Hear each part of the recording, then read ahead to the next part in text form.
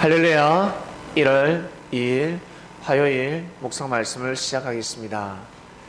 네 이름을 존귀케 만들어 주리라. 하나님께서 다윗에게 친히 하신 말씀입니다. 네 이름을 존귀케 만들어 주리라. 다윗은 사울에게 짓밟혔습니다.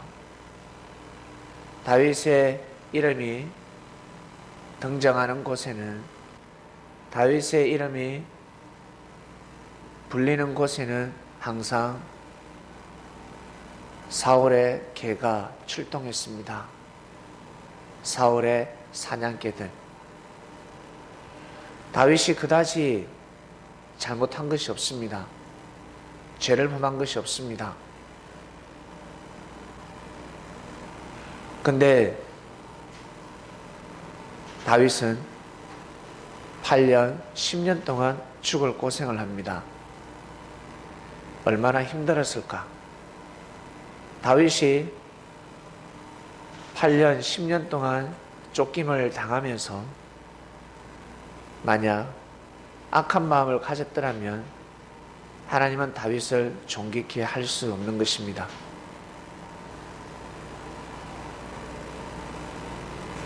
이 말씀을 듣는 그리스도인 여러분은 어떤 사람을 존귀하게 여길 수 있다고 생각하십니까?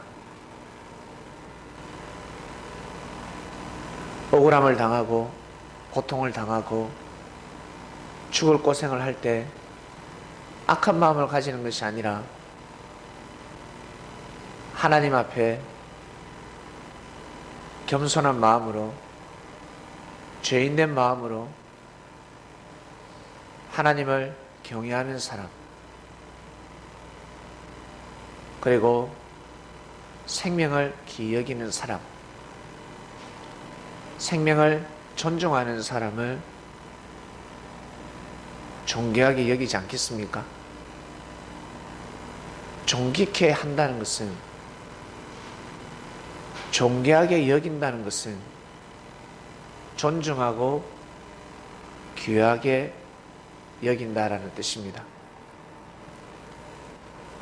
아무한테나 존중을 받을 수 없으며 아무한테나 귀하게 여김을 받을 수가 없습니다. 내가 존중을 받는다, 귀하게 여김을 받는다. 어떤 사람이 존중을 받고 있다, 사람들로부터 존중을 받고 있다, 사람들로부터 귀하게 여김을 받고 있다 라고 한다면 절대 함부로 판단을 해서는 아니 됩니다. 어떤 사람이 어떤 사람을 귀하게 여긴다, 존중하게 여긴다, 존중하고 있다 하면 그 사람 앞에서는 말을 함부로 해서는 아니 됩니다. 업신여기고 무시하고 비판하는 사람 앞에서는 말을 함부로 해도 되지만 존중하는 사람 앞에서는 그 사람을 힐문할 수 없는 것입니다. 바로 죄가 되어버립니다. 큰 죄가 되어버립니다. 고로 혀를 금하는 삶을 살아야 하는데 사울은 혀를 금하지 못했습니다. 다윗을 두고 온갖 악평을 다 했습니다. 없는 것까지 만들어내어서 죽이고자 했습니다. 거짓을 일삼았습니다. 자기가 뱉은 말, 다윗에게 화살이 날아가지 않고 결국 그 화살은 자신한테 날아왔습니다. 이 이치를 알았더라면 사울 왕이 다윗을 죽이고자 했겠습니까? 자신이 욕을 하면 욕이 그대로 돌아온다라고 생각했다면 형제를 욕할 때 다윗은 형제가 아니었습니다. 형제 입장이 아니었습니다. 생명의 언인이었습니다. 사울 왕에게는 생명의 언인, 생명의 언인을 함부로 여겼다, 업신여겼다. 싸우고 다툴 수는 있겠지만 어떠한 일이 있어도 죽여서는 아니 됩니다. 그런데 사울 왕은 죽이고자 하였습니다. 다윗이 수년 동안 쫓김을 당하면서 어떠한 마음을 가졌을까?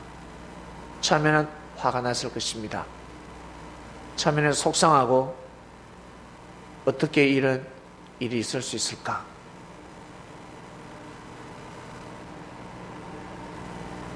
야곱이 천사와 씨름을 하듯이 다윗 또한 천사와 씨름을 하기도 하고 몸부림을 쳤을 것입니다. 믿음의 시련이 닥칠 때도 있었습니다.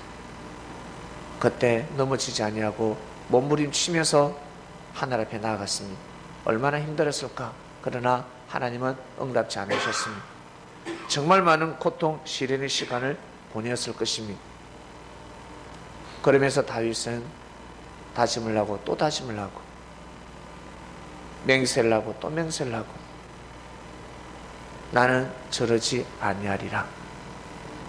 어떠한 일이 있어도 나는 저러지 아니하리라.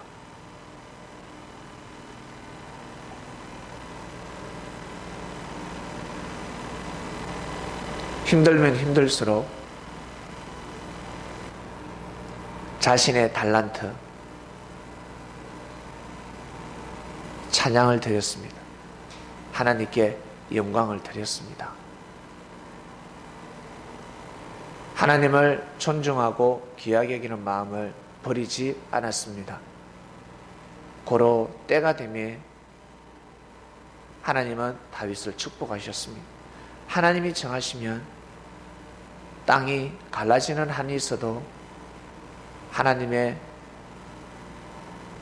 예정을 뜻을 바꿀 수 없습니다. 사람이 당세 때 바꾸는 것 같지만 자기 스스로는 바꾸는 것 같지만 결국 바꿀 수가 없습니다. 생명을 주고도 바꿀 수가 없습니다. 하나님의 뜻은 절대 사라지지 않습니다. 누군가 뒤를 이어서 그 뜻을 실현하고 있기 때문입니다. 하나님의 뜻은 없앨 수가 없습니다. 고로 하나님의 뜻이 무엇인지 빨리 깨달아야 할 것이며 믿어야 합니다.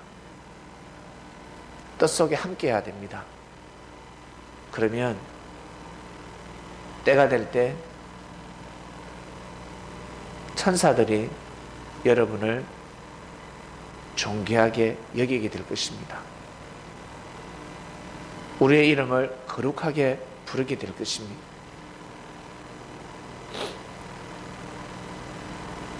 다윗은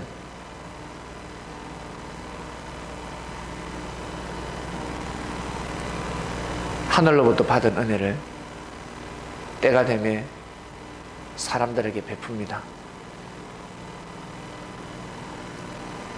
그 중에 한 사람이 머비보셋이었습니다.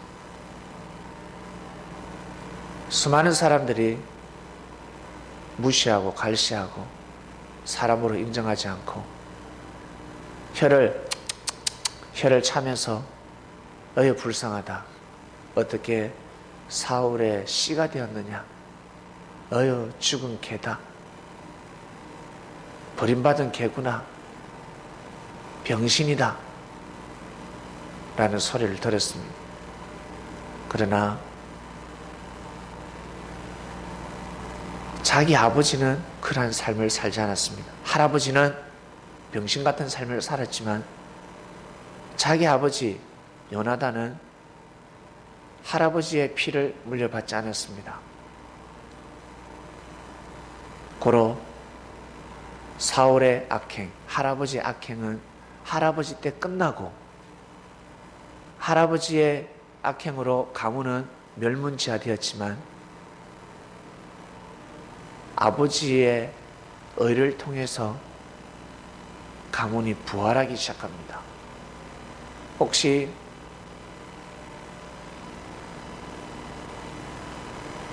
별 볼 일 없는 가문에 태어나신 분이 계십니까?